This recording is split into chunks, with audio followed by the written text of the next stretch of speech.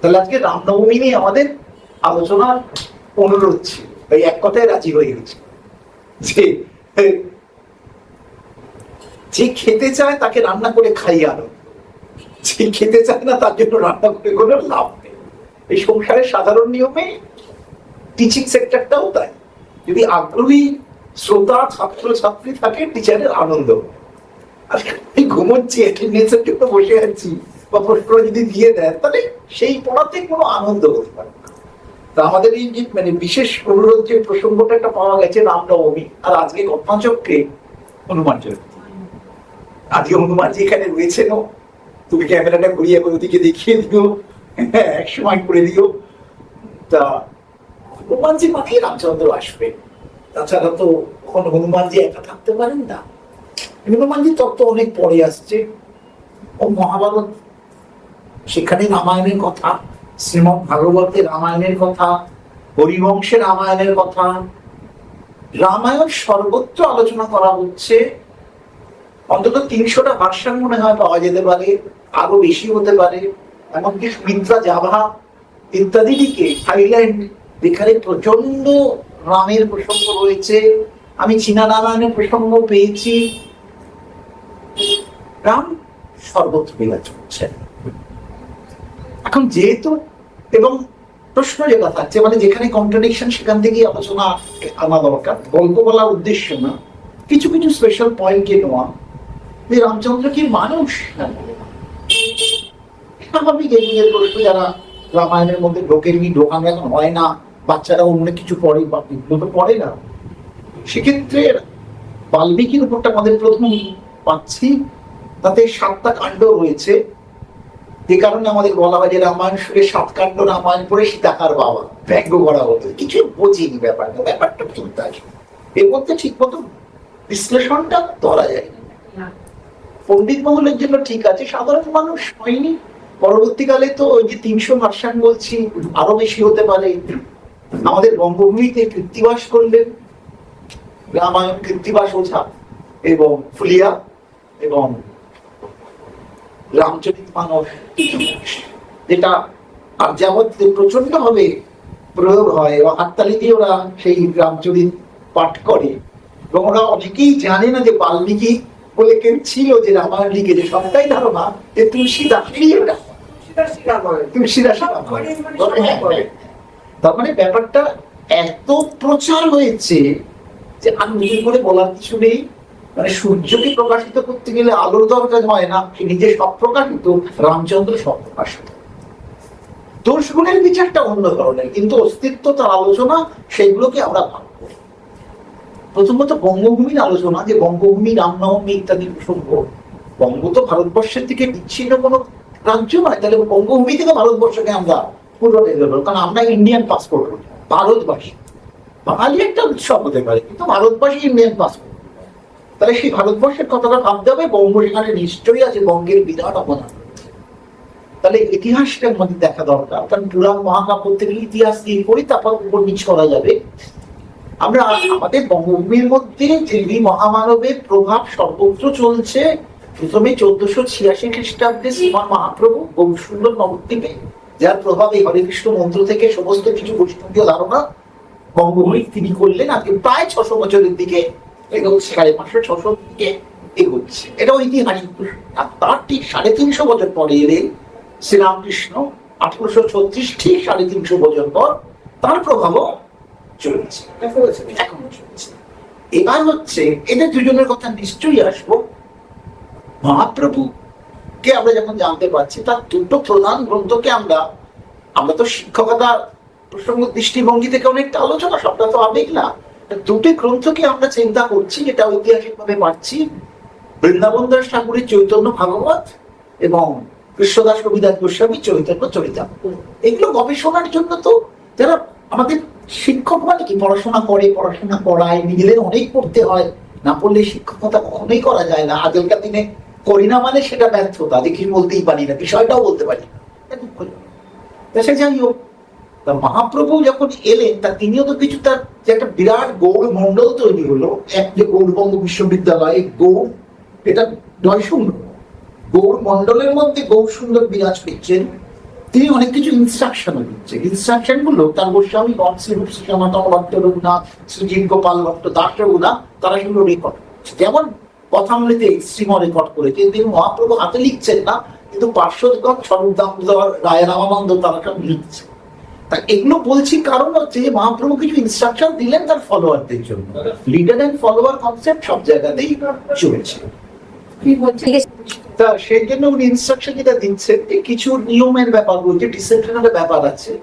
উনি ওনার পার্শ্বদের গৌর মন্ডলে যারা রয়েছেন তাদের সবাইকে একাদশী করার কথা বলেছেন। তার ফলে মাসে 2টো একাদশী, কারো জীবনে 24টা একাদশী ইত্যাদি থাকছে। তার এটা ব্রতর মতো, এটা তো জাতীয় উৎসব ওইভাবে ধরা যাচ্ছে না, এটা ব্রত, যেমন জন্মাষ্টমী, যেমন শিবরাত্রি ইত্যাদি বহু কিছু ব্রত, কোর ব্রত। ব্রতর আবার অনেক, যেমন ওটাও একটা ব্রত, কিন্তু ওগুলো অত কিছু নেই, পূর্ণি পুকুর ব্রত এগুলো অত কিছু না।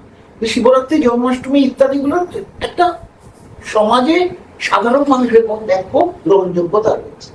সেই হিসেবে একাদশীর পরে উনি বললেন বামন দ্বাদশী, শ্রীরাম নবমী, শ্রীরাম নবমী, রামনবমী না, শ্রীরাম নবমী আর নৃসিংহ চতুর্দশী, এইটা বৈষ্ণব সমাজের মধ্যে ভীষণ পালন করা হয়।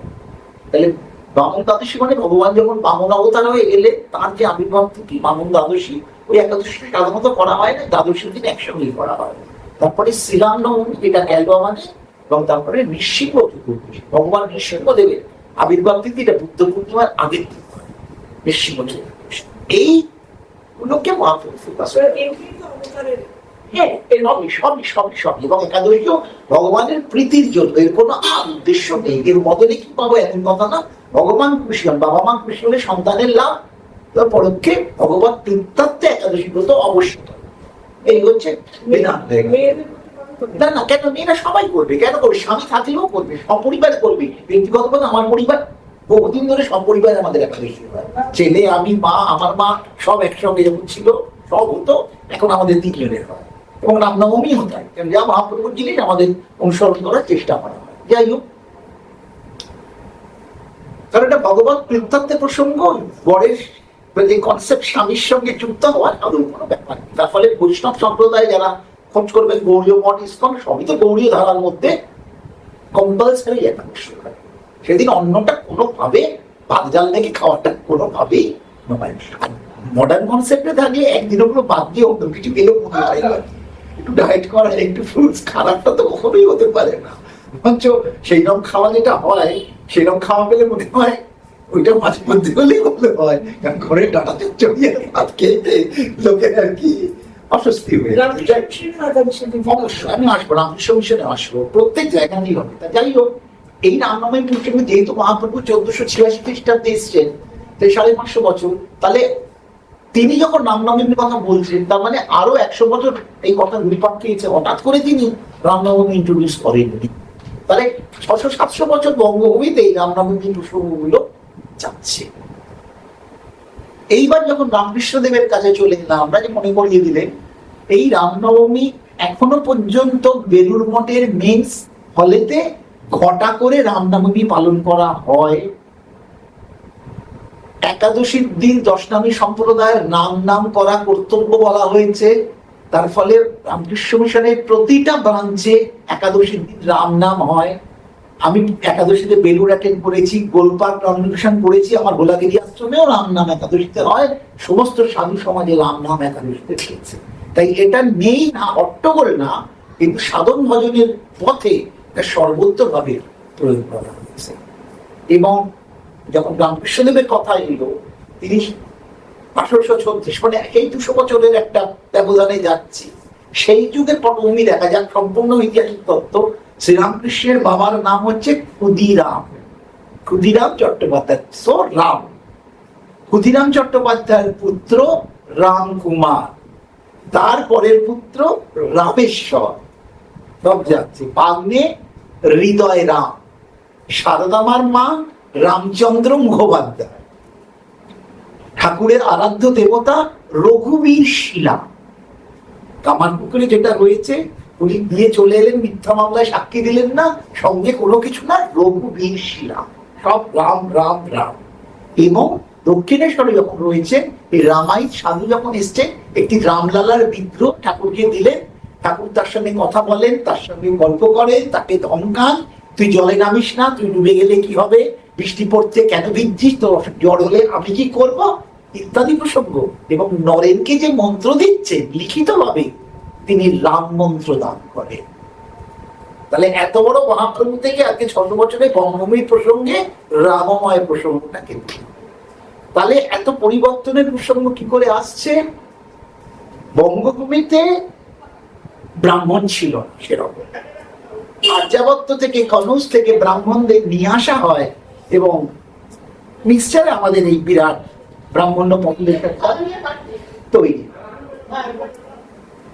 তারপর দেখুন বুদ্ধিস্ট যখন আসছে, বৌদ্ধ ধর্ম প্রচার লাভ করে। আমাদের এখানেও বুদ্ধিস্টদের প্রসঙ্গ অনেক কিছু যায়। শঙ্করাচার্য এসছেন, অদ্বৈত বেদান্ত প্রকাশিত হয়েছে। তারপর মহাপ্রভু এসছেন নিত্যানন্দকে সঙ্গে নিয়ে, একেবারে কৃষ্ণ নামে বঙ্গভূমি ভরে গেছে। তার আগে মুসলমান শাসন চলছে, হুসেন শাহ এখানে রয়েছে। আকবর বাবরনামাতে লিখছেন, the Bengal is very loyal to the changing situation. Bengal is very loyal to the changing situation, মানে যা হয় তাই দেয়। তাই মহাপ্রভু গৌড় আন্দোলনের ভক্তিভাব এখানে প্রচন্ড চলেছে। যখন রামকৃষ্ণদেব এসছেন তার কথা চলেছে, ব্রাহ্ম সমাজ এসছেন তার কথা চলেছে। এখন রাজনীতির মধ্যে এলে, রাজনীতি যখন পরিবর্তন হয়েছে, 34 বছরও চলেছে, 12 বছরও চলছে, আরো চলবে, আবার যে আসবে তার মতোই হয়ে যাবে। বাঙালি কখনো রেজিস্ট করেনি, যেটাকে যা পেয়েছে সব। তাই আমাদের মধ্যে যত উৎসবই হোক, গণেশ পুজো কোনোদিন ছিল না এভাবে, গণেশ পুজো হচ্ছে, সন্তোষমাও হচ্ছে, বিপত্তারিণীতেও মাখালি বাড়িতে কেউ করতে পারবে না। বাঙালি স্বভাবই হচ্ছে, বা রথ এখন ঘন ঘন বেরোচ্ছে। বাঙালি যা পারে সবটাই সে নিয়ে নেয়। এটা বাঙালির মাহাত্ম্য বা গ্রহণযোগ্যতা, অ্যাডপশন ক্যাপাসিটি, যেভাবে বলা যায়। বাঙালি কিছু হয় না, সবকিছু এটা বাঙালির বৈশিষ্ট্য। তাই কারণেই হচ্ছে আমাদের এই চেঞ্জিং সিনারিওকে বাঙালি ভীষণভাবে। এখন রাম প্রসঙ্গের মধ্যে যাওয়া দরকার। বাল্মীকিতে চলে যাচ্ছি। সূত্রতে 7টা কাণ্ড বলা হচ্ছে, ওই জন্য 7 কাণ্ড রামায়ণ পড়েছে দেখার বাবা, সেগুলো হচ্ছে বালকাণ্ড, মানে ছোটবেলায়। আর শেষকালে গিয়ে হচ্ছে উত্তর, মানে রাম সিংহাসনে বসে গেছেন, এবার সীতার বনবাসে প্রসঙ্গ শুরু। তুলসীদাস কিন্তু সীতার বনবাস দেখেন, তার কাছে পতিত পাবন সীতারাম সিংহাসনে বসে গেলেন, সবাই এসে চামড় টামড় করলো, রামায়ণ সেই কারণে যারা বিদ্বজ্জন গবেষক, তার মধ্যে বহু ভাবধারা রয়েছে, সবাই ভক্ত নয়, তারা বলেছেন মানে আদিকাণ্ড মানে প্রথম বালকাণ্ড এবং উত্তরকাণ্ড প্রক্ষিপ্ত। প্রক্ষিপ্ত মানে পরে এগুলোকে জুড়ে দেওয়া। যদি প্রক্ষিপ্ত হয় তাহলেও এটা খ্রিস্টপূর্ব প্রথম শতাব্দীতে রেফার করা এই উত্তরকাণ্ড এবং বালকাণ্ড, তাহলেও তো 2000 বছর কিন্তু কেটে গেছে। যদি প্রক্ষিপ্ত মানে ছেলে চুরি করেছে, আমি মেনে নিয়ে এবার আলোচনা করছি যাতে আর বক্তব্য না থাকে। 2য় শতকে আসছেন কবি ভাস। কবি ভাস এই উত্তরকাণ্ড থেকে তার 6ষ্ঠ নাটক তৈরি করছেন, তাহলে তখন এটা ছিল প্রমাণ হয়ে যাচ্ছে। 4র্থ শতকে কালিদাস উত্তরখণ্ড থেকে রঘুবংশ তৈরি করেছে, তাহলে এগুলো প্রচার ছিল একেবারে 3 দিন আগে, এগুলো যে মোটেই তা নয়। এবং 8ম খ্রিস্টাব্দে সে ভগবতী উত্তর রামচরিত বলে অপূর্ব নাটক তৈরি করছেন, সবটাই কিন্তু উত্তরকাণ্ড পূর্বদিন আলাদা করে সেখানে দিতে। আমি শুধু আজকে কেস রেফারেন্স গুলো দিচ্ছি, যে প্রাচীনত্বটাকে বোঝাচ্ছি, কিন্তু যা যা নাম বললাম আমি গ্যারেন্টেড সাধারণ মানুষের সঙ্গে কোনো সম্পর্ক নেই। তাদের পতিত বাবুল সীতারাম অথবা রাম ভয়ানক বদমাইশ, দুটোর মাঝে চলছে। হয় ওইটা পতিত বাবুল সীতারাম আর কোনো নিন্দে শুনবো না, আর এত বদমাইশ বউকে পুড়িয়ে মারার প্রথম চেষ্টা হচ্ছে রামচন্দ্র বলেছে, বউকে পুড়িয়ে মারার প্রথম প্রচেষ্টা হচ্ছে রামচন্দ্র। এই দুটো দুদিক চলছে। শক্তিটাকে বিচার করা সময় সাপেক্ষ, অসম্ভব কিন্তু কোনোভাবেই নয়। আমার অ্যাপ্রোচও নিশ্চয় বোঝা যাচ্ছে যে আমি হেরে যাওয়ার জন্য আসিনি, রামচন্দ্রের পক্ষেই থাকবে। কারণ যুক্তি থাকতে পারে, যাকে বলা হচ্ছে সিচুয়েশনাল এথিক্স, যেটা এখন নতুন আলোচনা হচ্ছে এথিক্স সিচুয়েশনাল এথিক্স। তুমি খুন করবে না, কিন্তু তোমাকে যদি তিনজন মিলে খুন করতে আসছে, দেখছো চুরি নিয়ে গলা কাটতে এসছে, তোমার গুলি চালানোটা কিন্তু খুব দোষের হবে না, কারণ তোমাকে আত্মরক্ষা করতে হবে। এই জন্য গান্ধীজি অহিংসা আন্দোলন করলেও মেয়েদের ক্ষেত্রে বললেন তোমরা আত্মরক্ষার জন্য তোমাদের সঙ্গে লুকায়িত ভাবে ছুরি রাখবে, কারণ নানান রকম সমস্যায় পড়তে হচ্ছে। তাই গান্ধীও কিন্তু অহিংসা থেকে আত্মরক্ষায় অস্ত্র কথা কিন্তু বলে গেছে। আমাদের গুলো ভাবতে হবে। এই যে রামচন্দ্র যে প্রথম খণ্ডের মধ্যে যাচ্ছে, বালকাণ্ডের মধ্যে, তাতে কি দেখাচ্ছেন? অযোধ্যা নরপতি দশরথ, তার পুত্র হয়নি, তিনি ঋষ্যশৃঙ্গ মুনিকে ডেকেছেন। ঋষ্যশৃঙ্গ মুনি যজ্ঞ করবেন, পুত্রেষ্টি যজ্ঞ, যে যজ্ঞের দ্বারা তার পুত্র।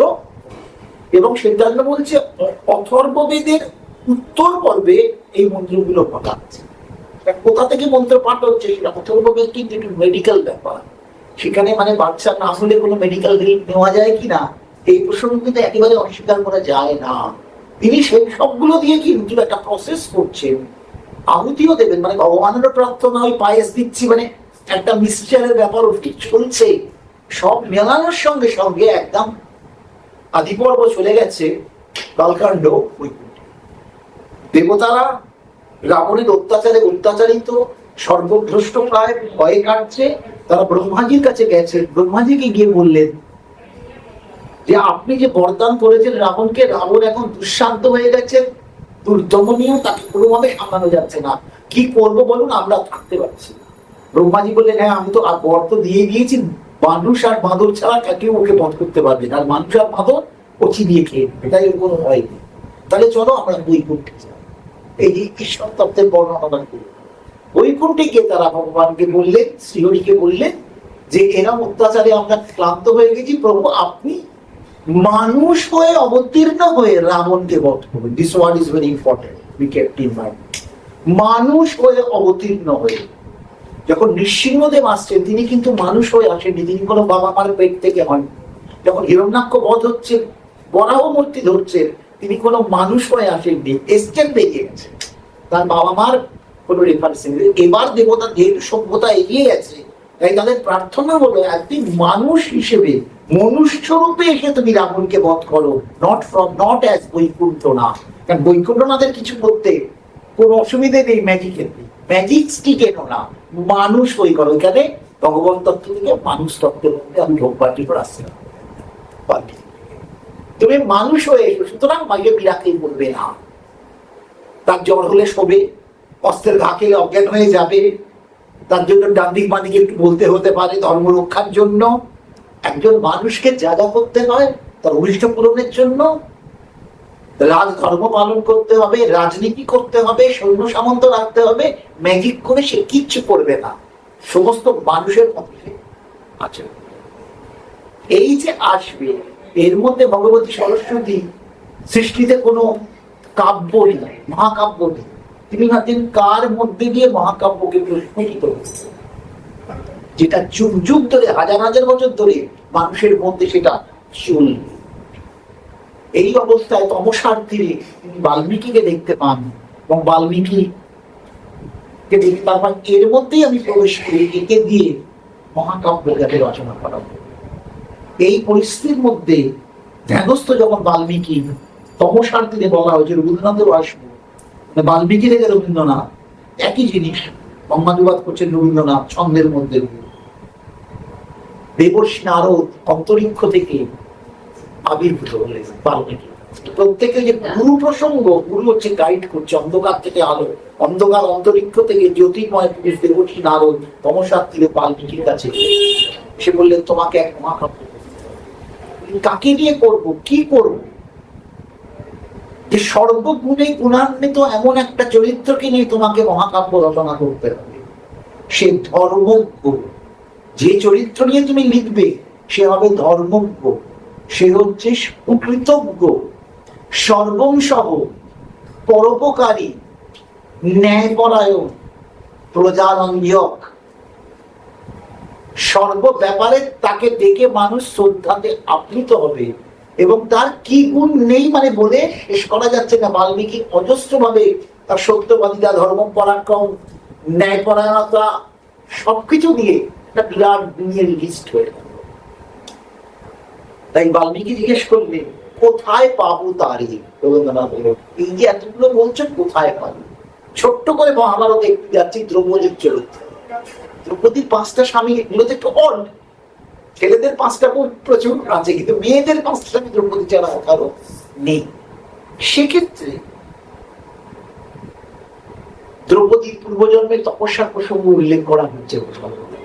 শিবের কাছে প্রার্থনা করেছিলেন, আমার যেন শ্রেষ্ঠ ধর্মজ্ঞ স্বামী হয়, আমার যেন প্রচন্ড শক্তিশালী স্বামী হয়, আমার স্বামী যেন শ্রেষ্ঠ ধনুর্ধর হয়, আমার স্বামী যেন প্রচন্ড সুন্দর হয়, এবং আমার স্বামী যেন সর্বশাস্ত্রজ্ঞ শাস্ত্র বিষয়।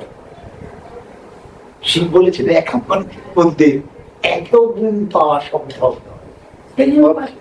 সেই জন্য ধর্মজ্ঞ হচ্ছে যুধিষ্ঠির, শক্তিশালী হচ্ছে ভীম, শ্রেষ্ঠ ধনুর্ধর অর্জুন, প্রচন্ড সুন্দর নকুল, আর সর্বশাস্ত্র বিশারদ সর্ব। আমাদের যে ডিজায়ার অনন্ত হয়, এটাকে কেউ কাউকে মেটাতে পারে। সংসারে শক্তি মেটানো যায় সবসময়? তুমি তোমার এটা নেই, তুমি এটা পারো না, তুমি ওটা, দিস ইজ লাইফ। হয় না। সেই জন্যই অলিক প্রসঙ্গ দিয়ে দেখালেন, এই একটা মানুষের মধ্যে কি হয় না, নিজেকে সংযত হয়, যেটা পেয়েছ তাকে নিয়ে আনন্দ ওই তার ওই তার ওই। কিন্তু রামচন্দ্রের ক্ষেত্রে যখন নের পাহাড় দিয়ে দিলেন, দেবর্ষীকে জিজ্ঞেস করছেন বাল্মীকি, কে সেই পুরুষ, এত কোন কার মধ্যে পাবো? তখন রবীন্দ্রনাথ বলছেন, দেবর্ষী হাসিয়া করিলেন, অযোধ্যার রঘুপতি। দেবর্ষী উত্তর দিলেন, কে সেই চরিত্র? অযোধ্যার রঘুপতি। এই যে কম্বিনেশন, এটা একমাত্র রামচন্দ্রের মধ্যেই পাওয়া যায়। সর্বগুণী গুণান্বিত, প্রতিটা জায়গা বিশ্লেষণের প্রসঙ্গ থাকবে। তমসার তীর থেকে উনি চলে গেলেন, অন্তরিক্ষে রবীন্দ্রনাথ লিখছেন, মানে অন্ধকার আলো অন্ধকারের মধ্যে দেবর্ষী চলে গেলেন। কিন্তু কাব্য তো তার মধ্যে আসছে না। বাল্মীকি তপস্যার থেকে বসে রয়েছে, এক ব্যাগ তীর মেরেছে, ক্রৌঞ্চ বলেছে। ক্রৌঞ্চ মানে সারস, দুটো সারস, একটা পেয়ার, ওরা ওদের মতো বিজি ছিল, তাকে তীর মেরেছে, একটা তীরের ধারে মারা যাবে, আর সেই বিনয়ে একটা ক্রৌঞ্চ চিৎকার করে হাহাকার করছে। তাই রামায়ণের প্রথম শ্লোকের হলো মা নিঃসার, এই হিংসা হবে। আমাদের ভিত্তি হচ্ছে হিংসা, লোককে অত্যাচার, কষ্ট, এইটা আমাদের সনাতন ধর্মের বিষয় হতে পারে না।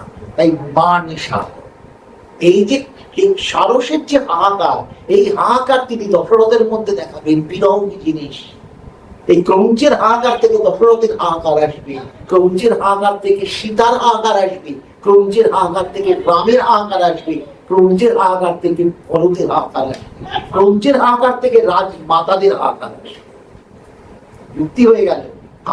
আমাদের জীবন শেষকালে চাওয়া পাওয়ার দ্বন্দ্বের মধ্যে একসময় শূন্য হয়ে দেখতে হয় যে যা যা ভেবেছিল কোনটাই সেটা। আমার এক পরমাত্মীয় অধ্যাপিকা শেষকালে বলেছিলেন, জীবনটা এরকম ভাবে জানলে অন্যভাবে আগে ভাববা।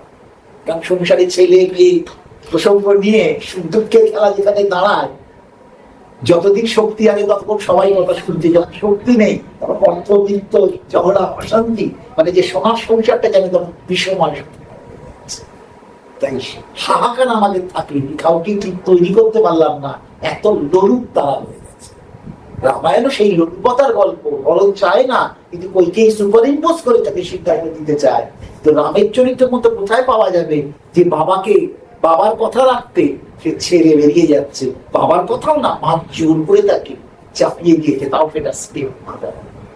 ন্যায়পরণতা, কর্তব্য পরায়ণতা, অন্যকে স্বস্তি দান করা যে আমার কিছুই না। যখন উনি বনবাসে যাবেন, প্রথম বনবাস, বা রামচন্দ্রের তো একবারই বনবাস, সীতার ডবল বনবাস পরবর্তীকালের জন্য উত্তরকাণ্ডে গেলে, সেটা তখন আজকের কোনোভাবেই নয়। কিন্তু প্রশ্ন উত্তর দেওয়া যাবে, এটা গ্যারেন্টি। 100টা প্রশ্ন সাজিয়ে। লক্ষণ তো অনন্তের অবতার বলা হয়, মানে অনন্ত সজ্জা ভগবান যে তার প্রশ্নের অনেক বেশি। লক্ষণ বিদ্রোহ করতে চেয়েছেন, বৈকিকে হত্যা করতে চেয়েছেন, অনেক রকম তার মধ্যে প্ল্যান উঠছে। রামচন্দ্র বলে যাচ্ছেন, এবং রামের মধ্যে কি অধ্যাত্ম রামায়ণ এসে গেছে, যোগ বাশিষ্ঠ রামায়ণ এসে গেছে, আনন্দবর্ধনে আনন্দ রামায়ণ এসে গেছে, অনন্ত রামায়ণ যাচ্ছে, যেখানে বিভিন্ন ক্রিটিক্যাল পার্ট ডিসকাস করা হচ্ছে। মহাভারতে তো আছে বলছি, ভাগবতের মধ্যে আছে, হরিবংশে আছে, সমস্ত জায়গায় রামকে রেফার করা যায়। রামকে বাদ দিলে করা যায় না। রাম বলছেন, লক্ষণ তুমি এত রেগে যাচ্ছ কেন? না, তোমার আজকে যুবরাজ হওয়ার কথা ছিল, তুমি আজকে বনে যাচ্ছ, আমি রাখবো না। বলে কেন? যুবরাজ হলে কি হবে? তুমি সুখে থাকতে পারবে। বলে সুখটা কেমন?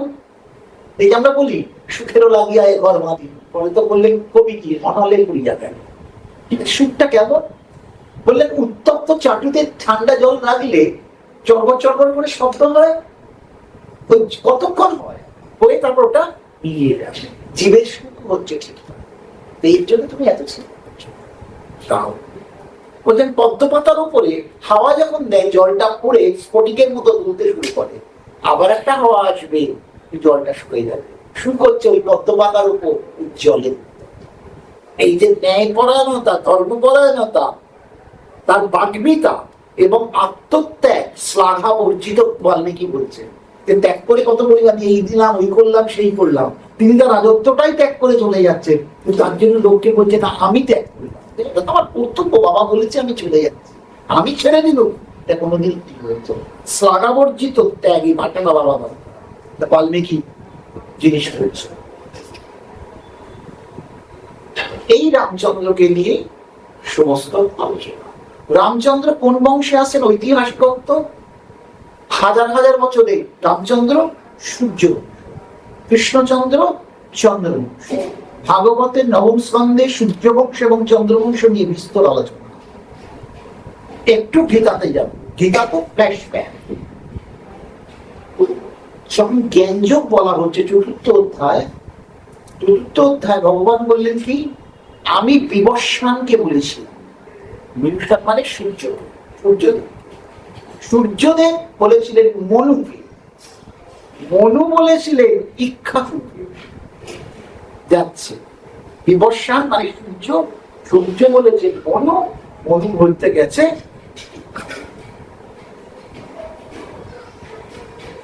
সূর্য থেকে আসছে। এই যে মনু, মনু অনেকটা পোস্ট। এই মনু হচ্ছে বৈবস্বত মনু, মানে বিবস্বানের পুত্র মনু, সূর্যপুত্র মনু, সূর্যপুত্র মনু।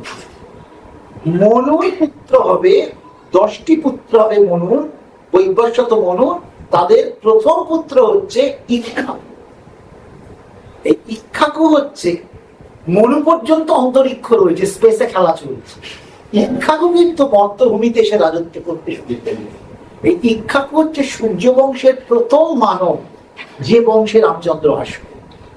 ইক্ষ্বাকু, যার জন্যে যখন ভগবানের কাছে প্রার্থনা করা হলো বৈকুণ্ঠে, তখন বাল্মীকি লিখলেন যখন আবির্ভাব হচ্ছে, বলছেন চতুর্ভাগে ভাগ হয়ে ভগবান আসছেন। অর্ধভাগ হচ্ছে কৌশল্যা অজানায়াত রাম ইক্ষ্বাকু নন্দন। ইক্ষ্বাকু নন্দন, দশরথ নন্দন, ইক্ষ্বাকু নন্দন তো নয়। কিন্তু পূর্বপুরুষের যদি মাহাত্ম্য থাকে, তাকে পূর্বপুরুষের পুত্র হিসেবেই ধরে নেওয়া যায়। তাই রঘুনন্দন তখনও বলা হচ্ছে না, বলছে ইক্ষ্বাকু নন্দন। ভগবান কৃত্তিবাস করলেন, 4 অংশে জন্ম নিলেন নারায়ণ, 4 অংশে আবির্ভাব হইল না, হইল এই রাম ভাষা 4টে ভাগ, মানে রাম লক্ষ্মণ ভরত ইক্ষ্বাকু। ইক্ষ্বাকু কথা বলা হচ্ছে কোথায়? বেদের, ঋগ্বেদের 10ম অধ্যায়। তাহলে বেদের মধ্যে ইক্ষ্বাকু লিখিত। তাহলে ওই যে সূর্য থেকে বৈবস্বত মনু, বৈবস্বত মনু থেকে ইক্ষ্বাকু, সূর্য বংশ তৈরি। সেই জন্য রামের সূর্য বংশ। কেন সূর্য বংশ? অরিজিন থেকে রামের শুরু চলছে, যেখানে ভগবান স্বয়ং রামচন্দ্র হয়ে আসছে। ইক্ষ্বাকুকে না বুঝতে হবে না। ইক্ষ্বাকু ভীষণ প্রতাপ, ভীষণ প্রতাপ এবং ন্যায়পরায়ণ রাজা। এই বারবার ইক্ষ্বাকু বলা হচ্ছে। তার পরবর্তী মান্ধাতা, আমরা বলি না মান্ধাতার আমলে কথা বলিস না, প্লিজ মান্ধাতা। এই সূর্য বংশে মান্ধাতা, সূর্য বংশ আলোকিত বংশ। সেখানে নভাগ রয়েছে, মহারাজ অম্বরীশ রয়েছে। অম্বরীশের কথা ভাগবতী বিশদভাবে বলতে, প্রত্যেকে হচ্ছে এরা সূর্য। করতে করতে জীবনাশ্ব, মহারাজ সগর, যেখানে সাগরে 60,000 বর্ষ হয়ে যাওয়ার কথা, ভগীরথ আসছে, সগর থাকছে, অংশুমান থাকছে, দিলীপ থাকছে, দশরথের বাবা অজ, দশরথ কবি রামচন্দ্র, বিরাট চলছে, সম্পূর্ণ হয়ে গেল এটা সূর্য। এর থেকে প্রাচীনতম বংশ আর উল্লেখ করা যাচ্ছে না। প্যারালাল উল্লেখ হবে চন্দ্রবংশ, যেখানে কৃষ্ণচন্দ্র বংশ, এবং পাণ্ডবরাও বেসিক্যালি চন্দ্রবংশেরই। মহারাজ যজাতি দিয়ে মহাভারত শুরু হবে, যজাতির বংশ হয়ে যাবে চন্দ্র, ইক্ষ্বাকুর বংশ হয়ে যাবে সূর্য বংশ, এবং সূর্য তার গ্র্যান্ডফাদার। সূর্য বৈবর্ষতম এই পরম্পরাতে গীতা বলেন, এদের কি আমি বলেছিলাম। কেন ইক্ষ্বাকু বললেন? কারণ ইক্ষ্বাকু ছিলেন ব্রহ্মবিদ পুরুষ। এই ব্রহ্মবিদ পুরুষ বলছেন কিরকম হবে, তিনি তো রাজা, অযোধ্যায় যখন শাসন করছে। ইক্ষ্বাকু মানে কিছু করা, ইক্ষ্বাকু মানে হচ্ছে জবের কণার ব্যাপার আছে। কারণ সেই সময় যখন আর্যাবর্তের এলিয়ান্সরা এসছে, বলা হয় এসছে, এটা এখন বলছে না এখানে ছিল, এরাও বলছে, কিন্তু তারপর আর্যাবর্তে যখন আর্যরা আসছে, ইক্ষ্বাকু অলরেডি এখানে ছিল। এই সময় তারা আর কিছু চাষ করতে পারতো না, তারা জব চাষ, এই জব চাষের থেকে ইক্ষ্বাকুর নামটা চলে যাচ্ছে। He was expert in this variety of agriculture, তার কিংডম। এবং ওই জন্য জবের, আমাদের যে গয়াতে পিণ্ড দেওয়া হয়, আমাদের এখানে চালের পিণ্ড দেওয়া হয়, ব্রাহ্মণের ভাগ দিয়ে হয়, কিন্তু গয়ার পিণ্ড তার জব, কারণ ওই বেল্টে জবটা এবং জব থেকে পাল্টে যে পুরো এই সবটাই কিন্তু ওই সেক্টরের মধ্যে কিন্তু। তাই ইক্ষ্বাকু কিন্তু তাদের হাজার হাজার বছরের ঋগ্বেদের দশম মণ্ডলের পঞ্চম সূত্রের মধ্যে থেকে আমরা এই রাজন্যবর্গের মধ্যে দিয়ে রাম আসছেন, তার ঐতিহাসিকতা এতটা। আর চন্দ্রবংশে চলে, একটু বলিয়ে দিকে, এই সূর্যবংশের মধ্যে রঘু এসছে অনেক আগে, কিন্তু রঘুর অনেক গুণ আছে বলে রামচন্দ্রকে রাঘব বলা হচ্ছে। রাঘব তাহলে রঘুপতি, রঘুকুলেরই পতি। রাঘব হচ্ছে সমাস হয়ে যাবে, তোমার গ্রামার করলে হবে রঘু প্লাস অন প্রত্যয় হচ্ছে পুত্রা, মানে রঘুর বংশের পুত্র রাঘব, পাণ্ডুর বংশের পুত্র পাণ্ডু অন পাণ্ডব, কুরুর বংশের পুত্র কৌরব। তাই যুধিষ্ঠিরাও কিন্তু একদিক থেকে কৌরব, পরে ভাগ হয়ে পাণ্ডব হয়েছে, অরিজিনে কিন্তু কৌরব। তাহলে রাঘব, পাণ্ডব, কৌরব, বিষ্ণুর পুত্র, বিষ্ণু ভক্ত যারা, বিষ্ণু অন বিষ্ণু, যদু বংশ, যদু অন, এই গ্রামারটা আমি ধরিয়ে দিই। এইভাবে জিনিসটা আসলো। তাহলে পরম্পরাটা মারাত্মক, সেটা সাধারণ মানুষের পক্ষে জানা বোঝা সম্ভব না। কারণ এটা তো আমাদের শিক্ষক হিসেবে দুঃখ এবং ব্যর্থতা, আমরা কাউকে কিছু শেখাতে পারিনি, আর তারা কেউ শিখতে চায় না। ওই যে বললাম, রান্না করে তারা রোজ যদি পিজা খেয়ে বাড়ি ফেরে, তাহলে বাড়ির পটলের দোরমা, সুন্দর কফি, সুন্দর কচুরি, এর ওটাই বুঝবে না। তারা তো পিজা খেয়ে রাস্তা থেকে এসছে, তারা যে মাকে খেটে যে বানিয়েছে, এই খেলাও আপনি খেয়ে, তাহলে এই জিনিস আমাদের পরম্পরার আলোচনা।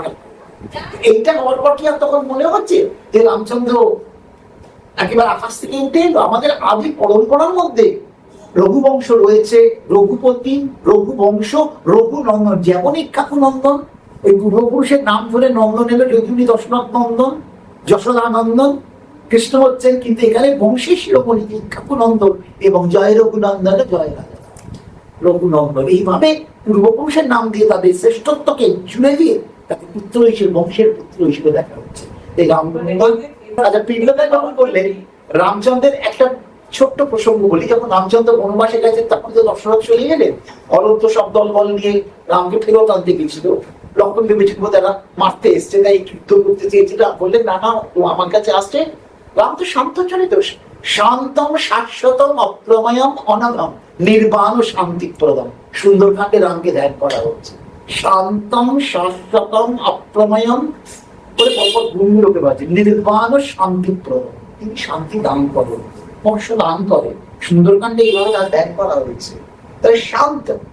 আবার ভগবান শ্রীহরিও শান্তাকারম ভুজগশায়নম পদ্মনাভম সুরেশম, শান্তাকার, শান্ত মূর্তি।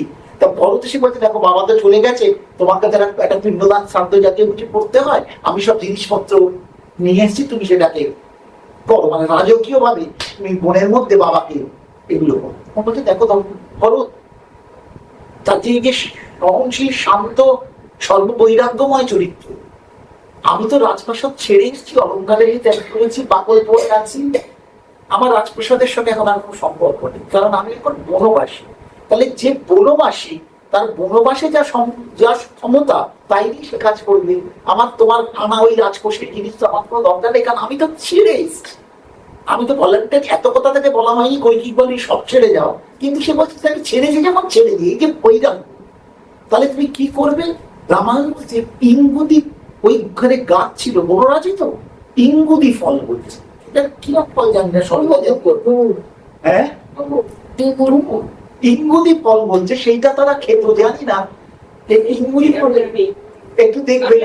হ্যাঁ হ্যাঁ, আপনার তোরা সাবজেক্ট গবেষণা, কিন্তু কাঁচা কি করে খাবেন? তাহলে নিশ্চয়ই ফলের একটা ব্যাপার কিছু আছে। ইঙ্গুদি ফল খেতে, উনি ইঙ্গুদি ফল পেরেছে, আর তার সঙ্গে বদ্রি ফল পেরেছে, মানে কুল। ওই ইঙ্গুদি ফল এবং বদ্রি ফল মানে কুল দুটোকে মিশিয়ে চটকে সেইটা দিয়ে পিল। তাহলে সেখানে চালও নেই, জবও নেই, কিছুই নেই, মানে তোমার, তার মানে কি শিক্ষা দিচ্ছে তোমার পরিস্থিতিতে যেটা সম্ভব তুমি সেইটা দিয়েই করবে। ভগবানের চোখে সেটাই গ্রহণযোগ্যতা, কারণ স্বয়ং নররূপী নারায়ণ সেটা করে জগৎবাসীকে দেখালেন যে কি করব কি করব, আমার নেই নেই বলে দুঃখ করো না, যা আছে অন্তর থেকেই তুমি সেটাকে দাও। যে কারণে কৃষ্ণ যখন দৌত্য ব্যর্থ করে বিদুরের কাছে গেছে, কি খাবো কি খাবো, সেই ওটা প্রতিবারে কাশীরাম দাস করেছেন যে কলা ছাড়িয়ে বিদুরের গৃহিণী কলাটা হাতে রেখেছেন আর খোসাটা দিয়েছেন, কৃষ্ণচন্দ্র খোসাটাই চিবিয়ে চিবিয়ে। ভগবান বলছেন পত্রং পুষ্পম ফলন্ত যোগে ভক্তা প্রযাচ্ছে, আমাকে পত্র পুষ্প ফল জল যে ভক্তির সঙ্গে দেয়, আসনামি প্রজতা, আমি সেটাকে যত্নের সঙ্গে শেখা। তাহলে সেই চরিত্র ভগবান রামচন্দ্র মানুষ হয়ে সব করছেন, কিন্তু তার মধ্যে থেকে জীবন চালানোর পদ্ধতিটাকে দেখাচ্ছেন এবং লীলায়িত অবস্থায় মনুষ্য চরিত্রে যা যা হয় সেইভাবেই কথাবার্তাও কিন্তু বলছেন, কিন্তু তার মহত্তত্ত্বটা আস্তে আস্তে বেরোচ্ছে। ছোট্ট একটা প্রসঙ্গে চলে যাই, মাখছে ওরা, হ্যাঁ এটা একটা ফলের মধ্যে যাবে, কারণ উনি খাচ্ছে ওটা কাঁচা। Found in dry regions of India and Africa, is known for its large fruit, which has been used traditionally for centuries. ওইভাবে, কিন্তু এটা আরো কিছু হতে পারে, এটাও তো আফ্রিকা তো নয়, এটা তখন তো চিত্রকূটের দিকে রয়েছে, ওই সব দিকে রয়েছে না আর কি। যাই হোক, একটা পদ্ধতি পেলাম আমরা যে এইভাবে যা আছে তাই দিয়ে তুমি। রামচন্দ্রের সময় তো এগিয়ে যাচ্ছে অনেক, যখন সভাতে তিনি রয়েছেন, মানে বনবাসের ফেরত তাকে নিয়ে বসে আছেন, সেই রকম অবস্থায় আলোচনা হচ্ছে। বনবাস তার পরে প্রসঙ্গ যাবে, পরে আলোচনা। একটি পেঁচা এবং একটি শকুন, উলুক এবং গৃধ, মানে একটি পেঁচা একটি শকুন ঝগড়া করতে করতে রাজসভায় এসছে। আর আমাদের শাস্ত্রীয় উপস্থাপনাটা সুবিধে বা প্রসঙ্গ, অ্যানিমেলরা কথা বলতে পারে, সেটা রাজা বুঝতে পারে, তারা কথা বলছে, কারণ সত্যিকারে পাখির ডাক আমরা কি বুঝবো, কিন্তু ওখানে কথা বলছে। ওদের একটা গৃহ বিবাদ হয়েছে। পেঁচা তো রাত্রির বেলা বেরোয়, দিনে পারে না, দিনে ও যখন ঘুমার শকুন এসে ওর উপর অত্যাচার করে, ওর বাসাটাকে ওকে ফেলে দিতে চায়, ওর বাসাটা দখল করে দিতে চায়। সেই জন্য শকুন আর পেঁচা বিবাদ করবার, বিবাদ লসনের জন্য রাজসভা বলছে কিনা আমার জায়গা, পেঁচা বলেছে আমার জায়গাকে ওরা আমার উৎখাত করতে, উৎখাতের প্রসঙ্গ। আর তাহলে কি গৃহ কি করছে, শকুন কি করছে, জবরদখল করছে। তাহলে একটা হচ্ছে আমার থাকার ব্যাপার, একটা হচ্ছে জবরদখল করার প্রবণতা। দুজনেই যুক্তি দিচ্ছে, রামচন্দ্র শুনছেন। কিন্তু শেষকালে বললেন যে তোমাদের কথা শুনেছি, তোমাদের মতো তোমরা বলে, যেমন উকিলের বাদী বিবাদীর আলোচনা হয়, এই জায়গাটা কিন্তু পেচকে, বুঝলি তো, তুমি জায়গাটা ছেড়ে দাও, তুমি অনেক ঘুরতে পারো, প্রচুর গাছ আছে, চলে যাও, এই জায়গাটায় পেচক। মানে পেচক একটু দুর্বল, রাত্রিরে ছাড়া দেখতে পায় না, দেখতে ছোট, হুকুমের মতো মারামারি করতে পারবে না, তাকে এই জায়গাটা ছেড়ে। তাহলে আগ্রাসনের বিরুদ্ধে ন্যায় প্রতিষ্ঠা সেটাও রাজসভার মধ্যে রামচন্দ্র। তাই রামের প্রসঙ্গ সহজে শেষ করা যাবে না, মানে এ অনন্ত ওনার একটা দিক নিয়ে নিয়ে সেখানে বালিবধ হতে পারে, সীতার বনবাসও হতে পারে, বাল্মীকি কি করতে চাইছেন সেটা হতে পারে।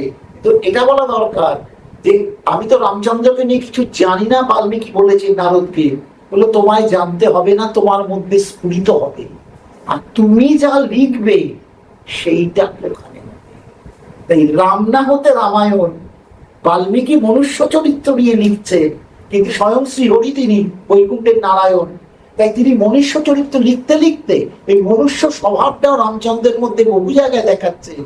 সেইখানে জেলাই তো ভগবান নয়, মনুষ্য চরিত্র, তাকে সেটা পালন করতে হচ্ছে। এবং যখন বনবাস থেকে ফিরে এলে, বনবাস থেকে ফিরে আসার পর অষ্টাবক্র, বশিষ্ঠ, বিশ্বামিত্র ইত্যাদি যে ঋষিবৃন্দ, তারা রামচন্দ্রের সবাই শপথ গ্রহণ করাতে এলেন। আমাদের যেমন বোধ হয় রাষ্ট্রপতি করায়, একই জিনিস। সেখানে প্রায়োরিটি দেওয়া হলো তুমি রাজধর্ম পালন করবে, রাজধর্মের প্রজা হচ্ছে সর্বস্ব, প্রজা সুখ, প্রজা রঞ্জন, এইটা থেকে তুমি কোনোদিন বঞ্চিত হবে না। রামচন্দ্র বললেন তাতে যদি আমার ভাইকে ত্যাগ করতে হয় ভাইকে ত্যাগ করব, যদি স্ত্রীকে ত্যাগ করতে হয় স্ত্রীকে ত্যাগ করবো। শপথের মধ্যে কিন্তু এটা হয়ে গেল। সেই জন্য কৌটিল্য তার অর্থশাস্ত্রের মধ্যে বলছেন রাজধর্ম কি, বলছেন প্রজা সুখে রাজা সুখী, প্রজা হিতে রাজা হিতম। প্রজার সুখে রাজার সুখ, প্রজার হিত হলে রাজার হিত, সেইটাই রাজধর্ম হয়ে রামচন্দ্রের চলে গেল। এবং এই রাজধর্মের মধ্যে রাবণের কাছে গিয়ে কৃত্তিবাস করেছেন। রাবণ মারা যাওয়ার পর প্রাণ আছে ধরাশায়ী, রামচন্দ্র তাকে শ্রদ্ধা জ্ঞাপন করতে যাচ্ছেন। তুমি বিশ্ববামী পুত্র, তোমার অনেক গুণ আছে, তুমি ভুল করেছিলে, তাহলেও আমি তোমার কাছে আসছি। এবং কেরালার ওইদিকে রামায়ণ, তাতে ওই শেষ অবস্থায় রাবণকে বলা হয়েছে তুমি কেন করলে, তুমি তো জানতে তুমি বিশ্ববাপুত্র, শাস্ত্রজ্ঞ, বেদজ্ঞ, গুণের কোনো শেষ নেই, এটা তেমন বললে। বলে না হলে পুরুষোত্তম ভগবানের চরণটা প্রত্যক্ষ আমি দর্শন করতাম, জন্ম জন্ম কেটে গেল তাকে দেখা যায় না, আমি সেইটা পাবো বলেই আজ এই কাণ্ড করেছি, কিন্তু সীতাকে আমি স্পর্শ করব। এই যে কনফ্লিক্ট, নাট্য দ্বন্দ্ব এক একজন দেখাচ্ছে, এগুলো অসাধারণ। সাধারণ মানুষকে এগুলো বোঝানো যায় না, কারণ তারা শুনতেই চায় না। তাই একটা ছোট্ট তোমার অনুরোধে এটা করলাম। এটা হচ্ছে সারা রামায়ণের রামচরিত্রের একটা ট্রেলার দেখা, বিশ্লেষণ শুরু হলে শুধু রাম কথা বলেই পরপর সিরিজ করতে হবে। এবং আরেকটাও বলে রাখছি, অগস্ত্য মুনির আশ্রমে প্রয়াগে উনি যাচ্ছেন, সেখানে অগস্ত্য মুনির কাছে কি শুনছেন, ওইখানে রাবণের কথা অগস্ত্য বর্ণনা করছেন, মানে লঙ্কা ফেরত যে আর শত্রুকে মেরে এসেছি, রাবণের গুণপনা অগস্ত্য বর্ণনা করছেন। বিশ্ববার পুত্র, মহা শক্তিশালী, বেদজ্ঞ ব্রাহ্মণ, তিনি বসে বসে মাটিতে বসে রাবণের গুণকথা শুনছেন। কি ধৈর্য! শত্রুরও যদি গুণ থাকে তাকে নানা বলে বের করে দেওয়া যায় না, তারটাও শোনার যোগ্য, তার থেকেও শেখা। সেই কারণেই রামচন্দ্র রাবণের সঙ্গে দেখা করতে গেছিলেন। যেমন সরসজ্জার পাশে বিশ্বের কাছে এসেছিলেন কৃষ্ণ সমেত পাণ্ডবরা। তোমার এই সাদা চুলের অনেক দাম, এই পক্ষকেশের যে অভিজ্ঞতা সেইটা। তো বলছেন পক্ষকেশ মানে, বলছেন 80 বছর বয়স হয়ে গেছে, বলছে my age is 16 and my experience is for 64 years. My age is 16, মনে আমি 16 বছরের যুবক, আর বাকি 64 বছর হচ্ছে আমার জীবনের অভিজ্ঞতা। তার কাছে মাথা নিচু করাটাও নররূপী নারায়ণ শেখাচ্ছেন। সমস্ত সিনিয়র সিটিজেনদের যত্ন করো, দেখো, সম্মান করো, নাহলে রাম রাজত্ব যে কনসেপ্ট ততটা যেতে পারলাম না, রাম রাজত্ব থাকবে। আজকে এখানেই শেষ।